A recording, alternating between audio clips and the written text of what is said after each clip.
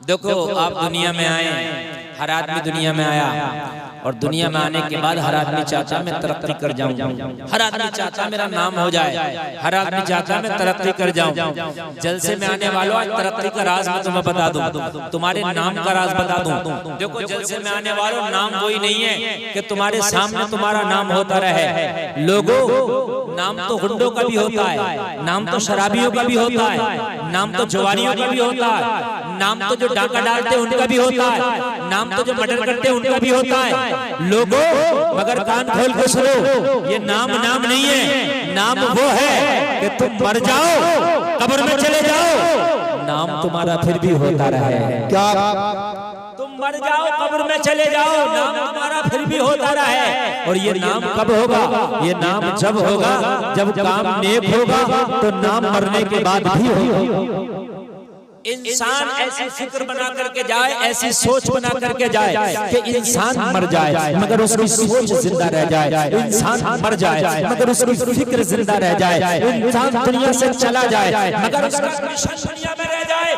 जलसे में आने वालों, अरे अपने लिए तो कुत्ता बिल्ली भी जीते हैं, इंसान तो वो है जो कौम के लिए जीते हैं। बेशक सुभान अल्लाह।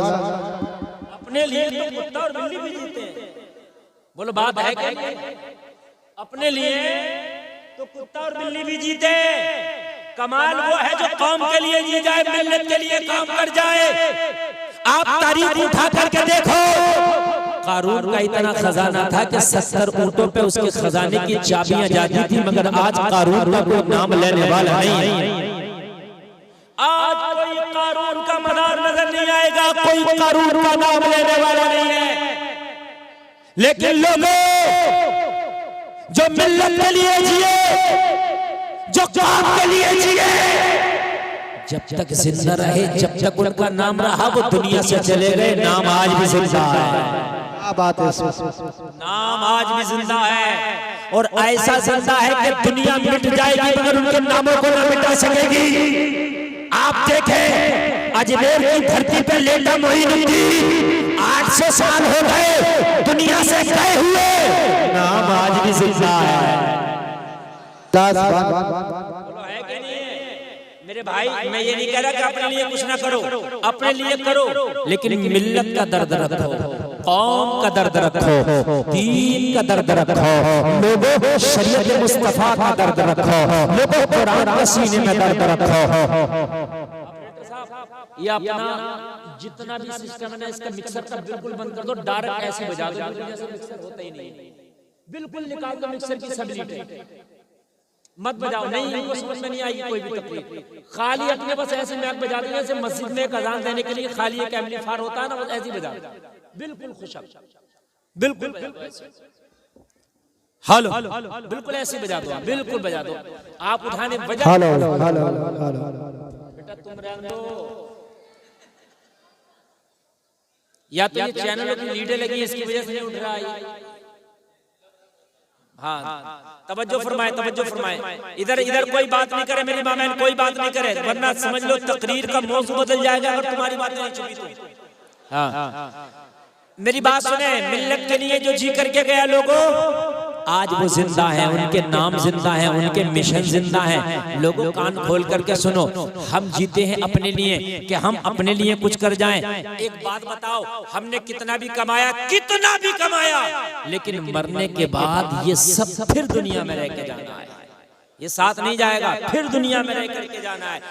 और अगर मिशन लेकर के दुनिया से गए, तुम मर जाओगे, तुम्हारा मिशन काम करता रहेगा, मर जाओगे मिशन काम करता रहेगा, दुनिया से चले जाओगे मिशन काम करता रहेगा।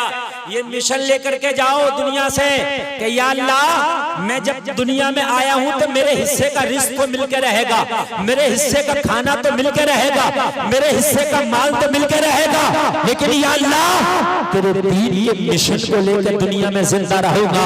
अगर मैं चला भी गया तो जब तक दुनिया में तेरा दीन रहेगा, जब तक मेरा मिशन रहेगा। आला हज़रत दुनिया से गए हुए 100 साल हो गए, 105 साल, मिशन जिंदा है। बोलो जिंदा है कि नहीं है? जब भी कोई सलाम पढ़ता मुस्तफा जाने रहमत पे लाखों सलाम, जमाना कहता है ये आला हजरत का मिशन है। जमाना कहता आला हजरत का सलाम है? बोलो है कि नहीं है? कान खोल करके सुनो, मिशन जिंदा है। ओ दुनिया में आने वालों, ऐसे काम कर जाओ, तुम चले जाओ, तुम्हारा मिशन जिंदा रह जाए। बहुत बड़ी बात करने लगा हूं मैं, मिशन जिंदा रह जाए।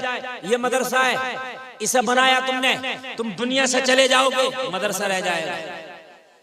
इसमें तालीम होगी, तुम दुनिया से चले जाओगे, वो तालीम बाकी रह जाएगी। इसमें कुरान पढ़ाया जाता रहेगा, तुम दुनिया से चले जाओगे, कुरान बाकी रहेगा। तुम्हारे हेल्प से, तुम्हारी सपोर्ट से, तुम्हारी मदद से जिस बच्चे ने कुरान पढ़ लिया, वो बच्चा जहां तक जाएगा, जितना कुरान पढ़ेगा, जितने शागिर्द बनाएगा, उस सबका सवाब तुम्हें मरने के बाद भी कब्र में मिलता रहेगा। कितना बड़ा मिशन है, बोलो कितना बड़ा मिशन है। और लोगों, कुरान को हल्का मत समझा करो। तुम अगर ये चाहते हो कि हम IAS IPS बने, सुभान अल्लाह, मैं तो अपनी कौम को कहता हूं कि बाहर निकलो, IAS भी बनो, IPS भी बनो। मैं तो कहता हूं इंजीनियर भी बनो, डॉक्टर भी बनो, प्रोफेसर भी बनो, मगर कान खोल करके सुनो, सबसे पहले तुम दीन सीख लो, 2-3 साल कुरान पढ़ लो, 2-3 साल कुरान सीख लो, खुदा की कसम, फिर डॉक्टर बनोगे, डॉक्टर लाजवाब होगा, IAS बनोगे, IAS लाजवाब होगा, IPS बनोगे, IPS लाजवाब होगा। इसलिए कि अगर दीनदार होके तू IAS बन गया तो कोई भी फैसला कुरान के खिलाफ नहीं करेगा, रिश्वत नहीं खाएगा। बात है कि नहीं है? हमारों को पहले तो कुर्सी नहीं मिलती मुसलमानों को कोई, और मिल गई तो रिश्वत बहुत खाते हैं। और जब तुम दीन सीख के जाओगे तो इंशाअल्लाह अपनी तनख्वाह पे डिपेंड करोगे, रिश्वत नहीं खाओगे, जिस डिपार्टमेंट में जाओगे नाम रोशन कर दो। बोलो भाई, बात है कि नहीं है? जहां जाओगे नाम रोशन हो जाएगा। ये जलसे में आने वालों, तुमने उस नबी का कलमा पढ़ा है जिसका कलमा उमर इब्न खत्ताब ने पढ़ा। अब सुने, तकरीर मेरी शुरू हो गई, इंशाल्लाह मजा आएगा।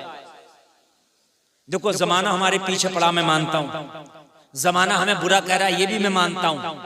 जमाना आपकी मुखालफत कर रहा है, ये भी मैं मानता हूं। लेकिन कहीं ना कहीं हमारी भी खराबियां हैं, ये भी मैं मानता हूं।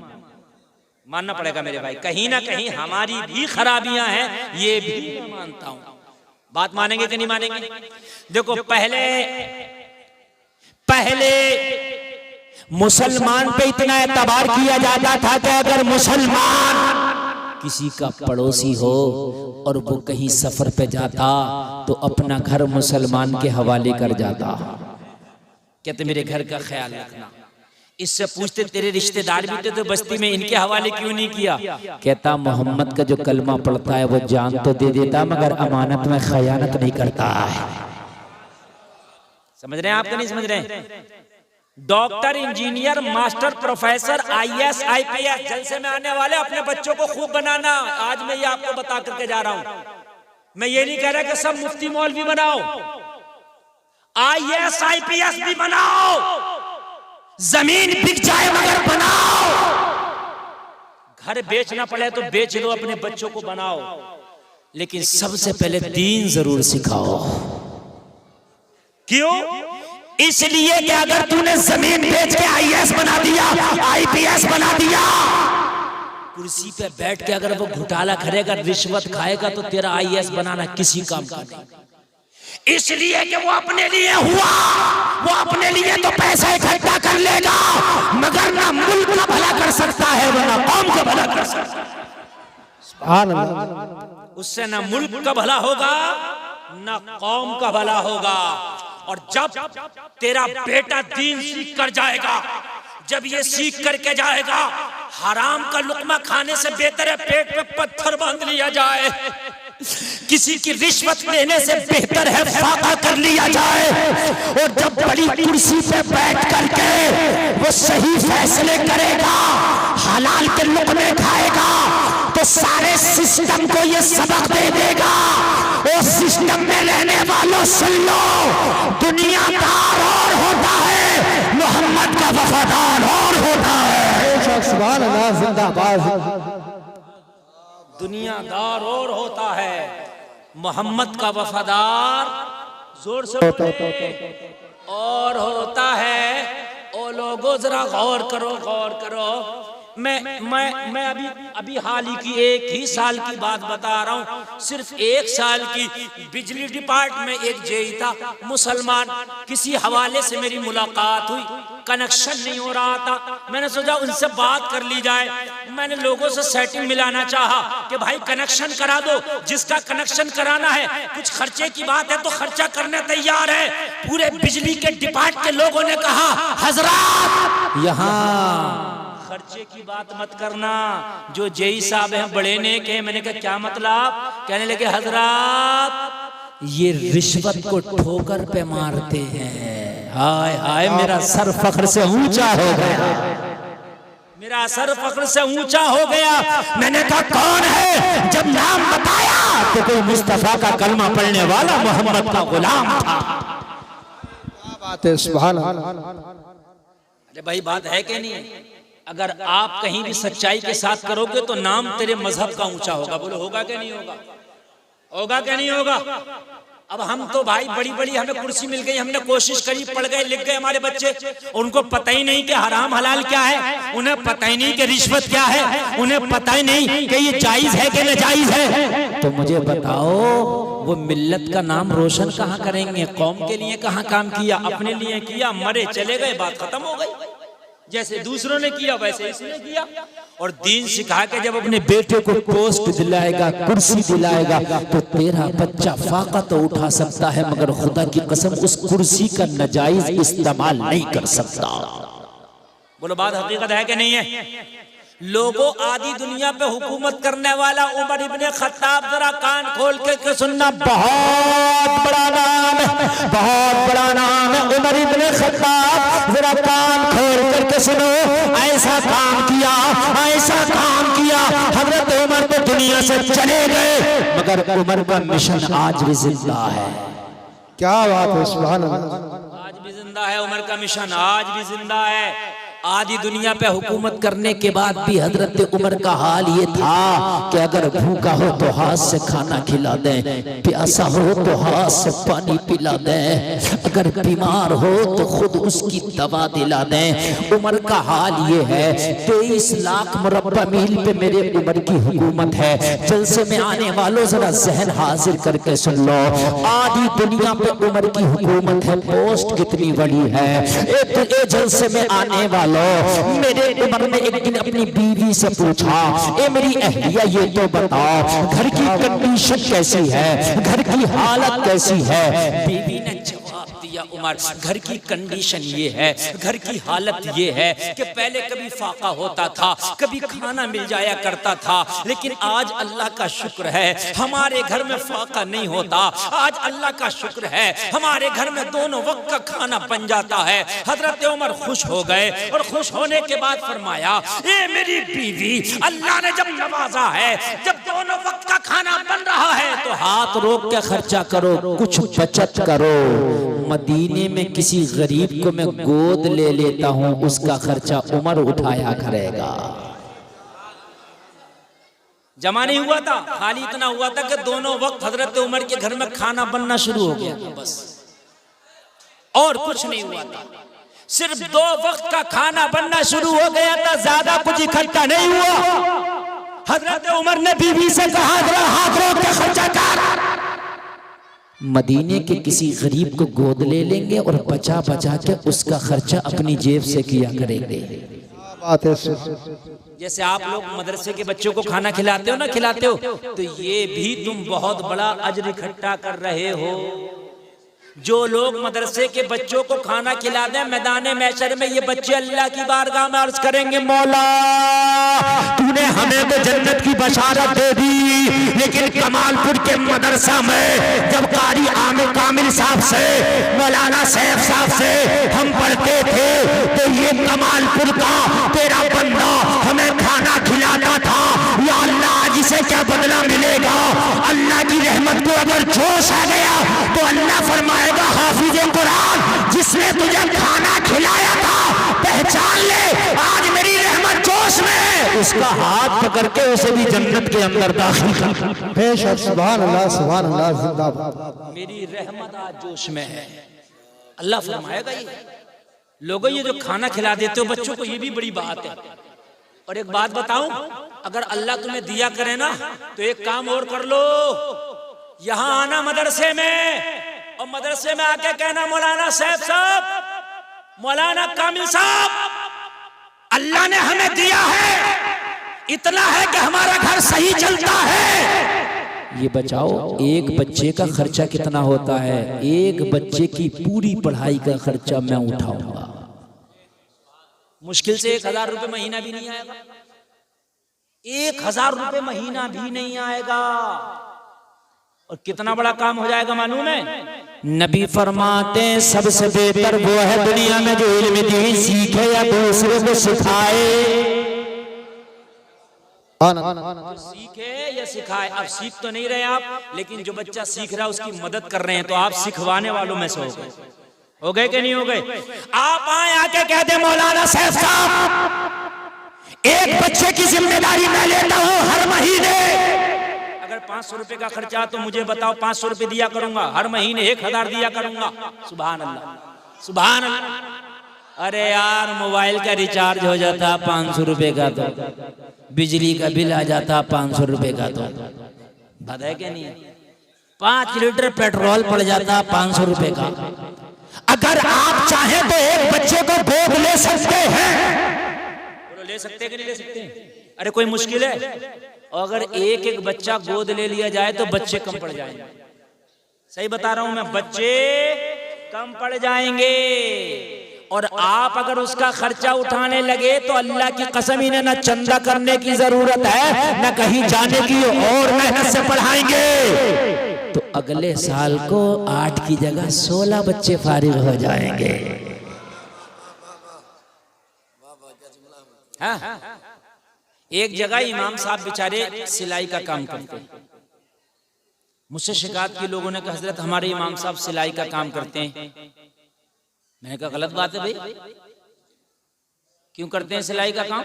बुलाओ इमाम साहब को। बुलाया, मैंने कहा इमाम साहब सिलाई का काम क्यों करते हैं आप तो इमाम हैं। कहने लगे हजरत 3500 तनख्वाह है। तवज्जो करना जुमले में जो मैं बोल रहा हूँ।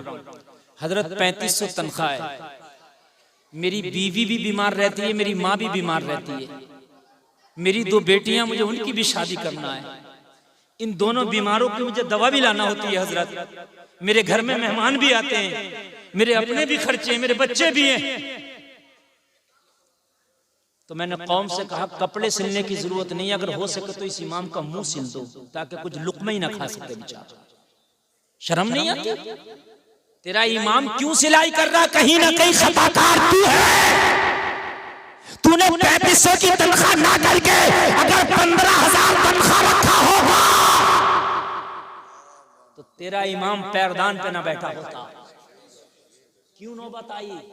यार पेट तो मांगता है ना। अब चोरी करे इमाम तो मुश्किल है, डकैती करे इमाम तो मुश्किल है, क्योंकि आप कहोगे कि यार इमाम चोरी कर रहा है। चोरी कर नहीं सकता, डकैती कर नहीं सकता, तनख्वाह पूरी तू नहीं दे सकता, तो इमाम करे तो करे क्या? फरिश्ता तो है नहीं कि ये खाता पीता नहीं। तेरी तरह इंसान है, मुस्कुराने की नहीं रोने की बात है मेरे भाई। अपने इमामों को और अपने मदरसे के मुदर्रिसीनों की तनख्वाह इतनी कर दो खुदा की कसम कहीं ना कहीं जाने और देखने की जरूरत है। ये सोच ना सके दूसरे बिजनेस के बारे में, ये सोच ना सके दूसरे कारोबार के बारे में, कहना हजरत जो तुम्हारी जरूरत है ये कौम पूरा करेगी, तुम्हारी जरूरत हम पूरा करेंगे, हमारे बच्चों के इल्म की जरूरत तुम पूरा कर दो। कोई मुश्किल काम नहीं है, ये हो सकता है। बोलो हो सकता है कि नहीं हो सकता है? लेकिन जो गांव के मुखिया हैं, जो करोड़पति हैं, करोड़पति, वो कह रहे होते हैं 500 रुपए बढ़ा दिए इस बार इमाम के, और मर के तू कब्र में लेकर जाएगा, क्या करेगा इन पैसों को? ये तो बता दे मुझे। तुझे तो ज्यादा बढ़वाना चाहिए कि मैं जिंदगी कम है, इमाम को खुश करके जाऊंगा, वो दुआएं देगा तो बख्शिश का जरिया बनेगा। ओ लोगों, पूरी दुनिया के माहौल को ना देखो, पूरी दुनिया के मिजाज को ना देखो। जिस मस्जिद के नमाजी हो, अपनी मस्जिद में कोशिश करना कि हम अपने इमाम की तनख्वाह माकूल रखेंगे। पूरी दुनिया की तुमने ठेकेदारी नहीं ली है, अपनी मस्जिद की आप जिम्मेदारी ले लो। मैं अपने मस्जिद में इमाम की तनख्वाह माकूल रखूंगा, और फिर भी अगर तुम्हारी बात ना मानी जाए, सुभान अल्लाह, अगर फिर भी तुम्हारी बात ना मानी जाए तो जब जुमा पढ़ने के लिए जाया करो तो जैसे ये 100 का नोट मेरे हाथ में दे गए, ऐसे ही तुम 100 का नोट इमाम के हाथ में देकर आया करो। जुमा पढ़ने के लिए जब जाया करो तो 100 रुपए का मुसाफा कर लो यार, एक हफ्ते में। बात है कि नहीं है? अगर 20-25 लोगों ने कर लिया, इमाम का 2,500 हो जाएगा। हो गया कि नहीं हो गया भाइयों? प्लस तनख्वाह मिल जाएगी, बढ़िया।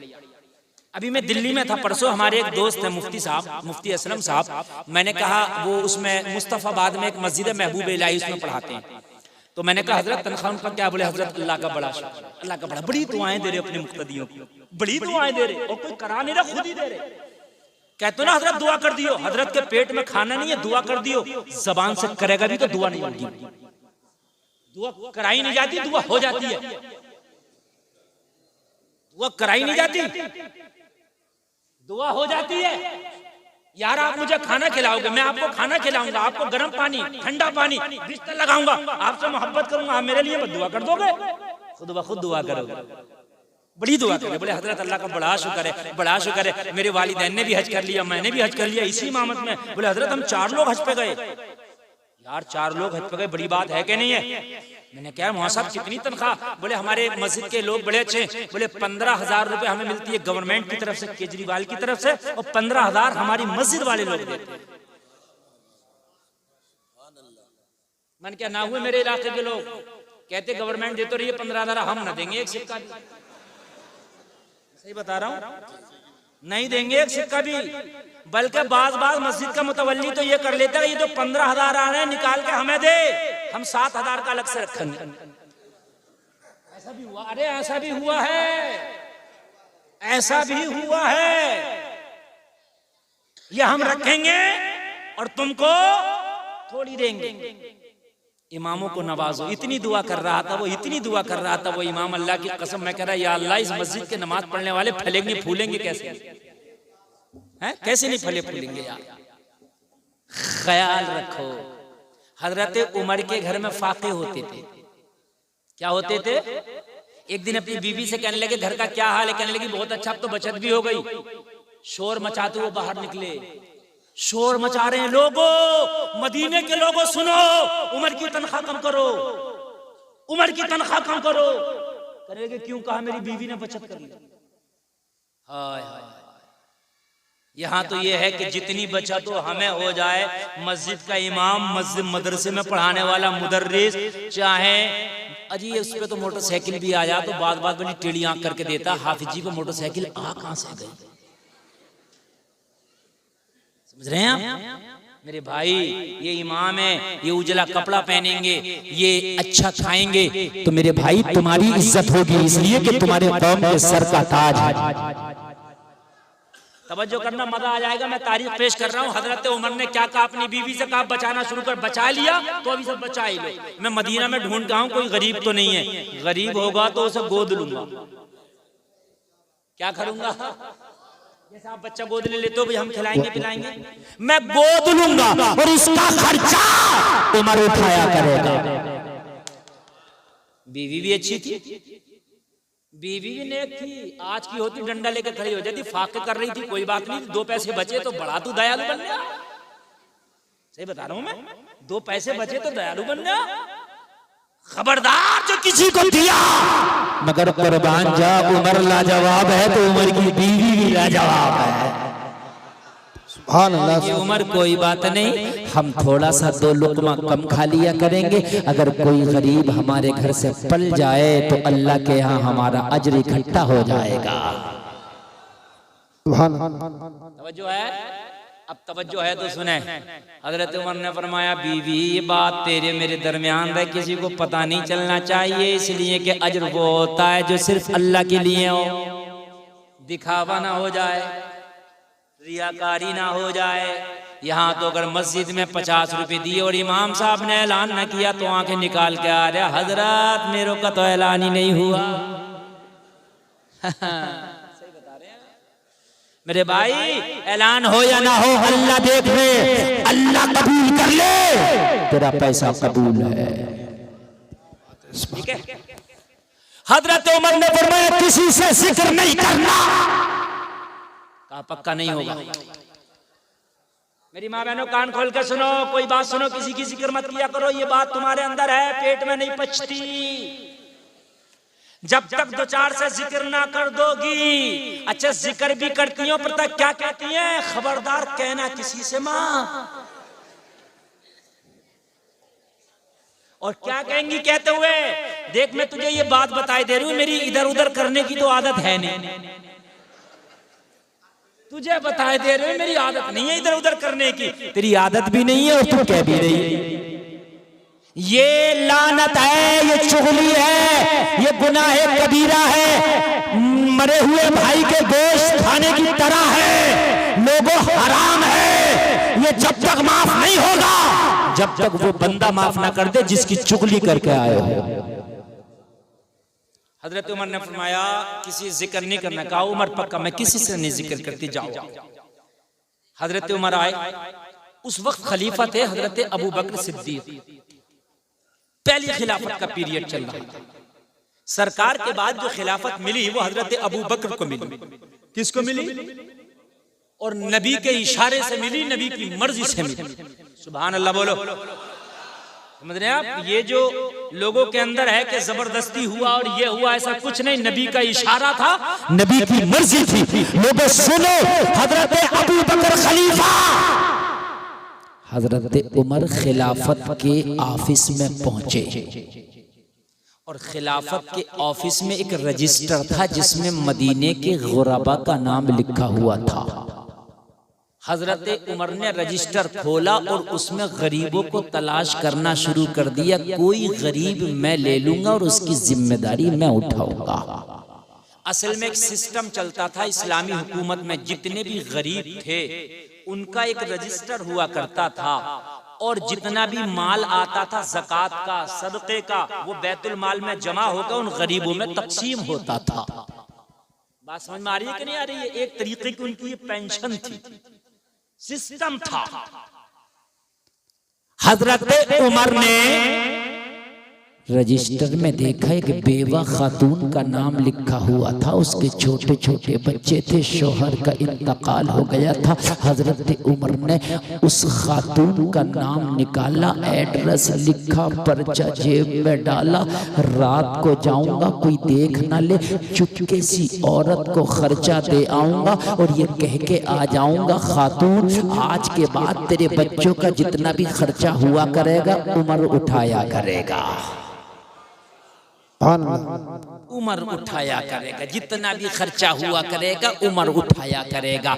उसके अंदर निजाम ये था कि रजिस्टर में गरीब का नाम, और अगर जिस गरीब को किसी ने गोद ले लिया तो आगे उसका नाम, और उसमें ये लिखा होता था कि इस गरीब की जिम्मेदारी फला अमीर ने ले ली, इस गरीब की जिम्मेदारी फला अमीर ने ले ली, इस गरीब की जिम्मेदारी फला ने ले ली। लेकिन जिस खातून का नाम हजरत उमर ने लिया था उसके आगे अपना नाम लिख दिया, इसकी जिम्मेदारी उमर ने ले ली। इसकी जिम्मेदारी नहीं, इसकी जिम्मेदारी उमर ने ले ली, रजिस्टर में नाम लिख दिया, इसलिए कि उस खातून के नाम के आगे किसी का नाम लिखा हुआ नहीं था। हजरत उमर ने पर्चा निकाला और पर्चा जेब में रखा। लोगों जरा गौर करो, शाम हो गई, रात आ गई, किसी को खबर नहीं उमर क्या करने वाला है। इशा की नमाज पढ़ ली, हजरत उमर नमाज पढ़ के इंतजार कर रहे, लेकिन जरा मदीने में जो चहल पहल है ये कम हो जाए, उसके दरवाजे पे मुझे कोई खड़ा देख ना ले, रात जरा होने दो, लोगों को जरा सोने दो। जलसे में आने वालों कलेजे पे हाथ रख के सुनना, ईमान ताज़ा हो जाएगा, रोंगटा खड़ा हो जाएगा। हजरत उमर उस गरीब खातून के दरवाजे पे उस वक्त पहुंचे हैं जब रात का सन्नाटा था, आधी रात गुजर गई, लोगों जानवर भी अपने आशियानों में आराम करने लगे, परिंदों की चहचहाहट भी खत्म हो गई है। लोगों जब रास्तों का शोर खत्म हो गया, जब बस्ती का शोर खत्म हो गया, लोगों उमर चला है। जाने के बाद उस गरीब खातून के दरवाजे पर जाकर खड़े हो गए। हजरत उमर ने दस्तक दी, बच्चा निकल के आया। हजरत उमर ने फरमाया बेटा कौन? कहा इस घर का रहने वाला बच्चा हो, इस खातून का बेटा हो, मेरे बाप का इंतकाल हो गया, यतीम बच्चा हो। हजरत उमर ने मोहब्बत से उस यतीम के सर पे हाथ रख दिया। जलसे में आने वालों, हदीस शरीफ में है अगर कोई यतीम के सर पे प्यार से हाथ रख दे तो जितने बाल हाथ के नीचे आ जाएं अल्लाह उतने गुनाहों को माफ कर देता है, उतनी नेकियां उसके नामाए अमाल में लिख देता है। जलसे में आने वालों, उमर ने प्यार से हाथ रख दिया। हाथ रख के उमर ने कहा बेटा तेरे घर का नौकर आया है, अपनी माँ से इजाजत लेके आ। अगर तेरी माँ इजाजत दे तो मैं तेरे घर में आकर तेरी जरूरियात को पूरा करना चाहता हूँ। अगर तेरे झूठे बर्तन हो तो वो भी धुलना चाहता हूँ। अगर तेरे घर का झाड़ू पोंछा हो तो वो भी करना चाहता हूँ। तेरे घर की जो जरूरियात है वो करना चाहता हूँ। अपनी माँ से इजाजत लेकर आ। बच्चा हजरत उमर के कहने पर उल्टे पैर वापस हो गया, माँ के पास गया। ओ माँ, आज हमारे दरवाजे पे कोई नौकर आया है, कोई खादम आया है। ओ माँ, आने वाले ने नाम नहीं बताया है, आने वाला कहता है मैं इस घर की जरूरियात पूरी करना चाहता हूँ। माँ बता मैं आने की इजाजत दूं या ना?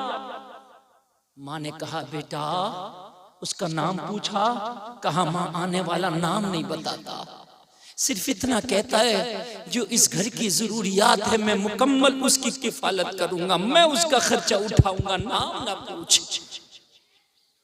माँ ने कहा उससे मना कर दो। क्या कर दो? ना आए, फ्री में आ रहा है, मना कर दो। बच्चे ने आके कहा ओ आने वाले, मेरी माँ मना करती है, किसी और का घर देख ले, किसी और गरीब की किफालत कर ले, किसी और यतीम को खाना खिला दे, किसी और घर में चूल्हा जला दे।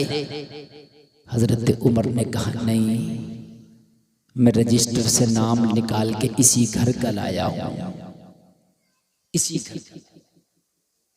बेटा अपनी माँ से कह के आ, मैंने कुछ लेना नहीं है, कोई शुल्क नहीं लगेगा, फ्री में मैं खिदमत करूंगा आपके घर की। बच्चा फिर गया। ओ माँ, आने वाला जिद कर रहा है फ्री में किफालत करूंगा। माँ का जवाब सुनो। माँ ने कहा बेटा मैं इसलिए मना कर रही हूँ, उस आने वाले से कह दो हमारे घर पे तो एक शख्स रोजाना आता है और हमारे घर का फ्री में काम करके चला जाता है, तो हमें अब किसी की जरूरत है ही नहीं। जब आने वाला आता है तो हमें जरूरत है ही नहीं। जरा मोहब्बत से सुनो, असल में मेरी तकरीर सुनने से ताल्लुक रखती है। अब आपने ना सुनी दो चार बात रह गई, बाद में सुनोगे कुछ समझ में नहीं आएगा, बिल्कुल भी नहीं समझ में आएगा। और अगर अब से सुन के चलोगे तो इतना मजा आएगा कि पूरी जिंदगी याद रखोगे। अगर कोई पास में बात भी कर रहा हो तो उसको खामोश कर देना। कहा बेटा कह देना हमारे घर तो आने वाला आता है, घर का झाड़ू पोंछा तक करके जाता है, बच्चों के झूठे बर्तन तक धुल के जाता है। हद ये है कि बाजार से जिस सब्जी की जरूरत है रात में वो भी ले आता है, मुझे नहीं जरूरत है उससे कह दो किसी और गरीब को देख ले। अच्छा ये भी कितनी सच्ची थी। आज की होती तो सोचती कि डबल आ रहा, अब तो भाई कोई बात नहीं है, ज्यादा ही तो मिलेगा, कुछ वो देके जाएगा कुछ ये देके जाएगा। लेकिन इसने सोचा कि जब मेरी जरूरियातें पूरी कर रहा है तो मजीद किसी के खर्चा देने की जरूरत नहीं है।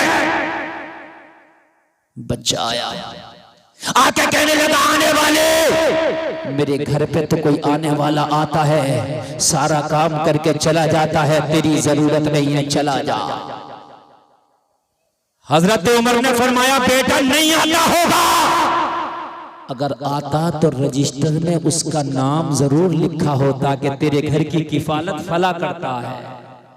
रजिस्टर में नाम लिखा होता था ना, और तेरे नाम के आगे नाम था नहीं लिखा हुआ, तो इसलिए मैं आया और अपना नाम लिख के आया हूं रजिस्टर में, ताकि मेरे बाद किसी को कंफ्यूजन ना हो। बच्चे ने कहा वो रजिस्टर का काम तो खलीफा जाने कि वो लिखा है किसी का नहीं लिखा है, अलबत्ता हमारे घर पर रोजाना आंधी आए तब आता है, पानी आए तब आता है, बारिश आए तब आता है, वो कभी हाजिरी नहीं करता। हफ्ते में 7 दिन आता, महीने में 30 दिन आता, साल में 365 दिन आता, उसकी तो कोई छुट्टी भी नहीं है। बताओ कौन सा ऐसा डिपार्ट है कि यार छुट्टी तो रखता है ना एक दिन का, लेकिन इसकी कोई छुट्टी नहीं है। हाय, वो खुद खाए ना खाए मगर हमारे लिए जरूर लाता है। वो अपनी जरूरियात को देखे या ना देखे मगर हमारी जरूर पूरी करता है। हजरत उमर चक्कर में पड़ गए, कहने का बेटा किस वक्त आता? का ईशा के फौरन बाद आ जाता है, वो जल्दी से काम करके चला जाता है। हजरत उमर ने फरमाया ठीक है। आज तो हजरत उमर वापस चले गए, मगर दूसरे दिन ईशा की नमाज पढ़ के उमर जल्दी आ गए। देखूंगा है कौन जो आता है, देखूंगा है कौन जो आता है। जलसे में आने वालों, तुम एक बीमा करते हो, हर आदमी कहता है मैं LIC में अपना बीमा कराऊंगा, फला कंपनी में कराऊंगा। हमने कहा क्यों? कहा कोई दुर्घटना हो गई तो मुझे क्लेम मिल जाएगा। होता ना, इसलिए बीमा होता है। लोगों, ये मैं आपको बता रहा हूँ, जो आप दीन की राह में खर्च करते हो, ये तुम्हारे बीमे मर गए तो तुम्हें मिल जाएगा। असल बीमा तो यही है, मरने के बाद ये दुनिया वाला बीमा तो तेरे बच्चों को मिलेगा, तेरी बीवी को मिलेगा, मगर ये बीमा जो इस्लाम के लिए खर्च कर जाएगा, खुदा की कसम मरने के बाद किसी को नहीं, सीधा तुझे मिलेगा, सीधा तुझे मिलेगा। हजरत उमर ईशा के बाद आ गए। जब आए तो फिर दस्तक दिया, बच्चा कल वाला निकल के आया। हजरत उमर ने फरमाया बेटा वो तुम्हारे घर काम करने वाला कहाँ, आ गया कि नहीं आ गया? बच्चे ने कहा काम कर रहा है, आ गया है। इस वक्त वो हमारे खाए हुए हमें खाना खिला के हमारे बर्तन धुल रहा है। अल्लाह अल्लाह, बड़ा प्यार करता हमसे। हजरत उमर ने फरमाया मेरे बारे में ना बताना, उसे आने दे, आज देखूंगा है कौन। हजरत उमर दरवाजे पर खड़े हो गए। जब काम करने वाला काम से फारिग होकर निकला, उमर दरवाजे पे है। उमर ने खटाक से दामन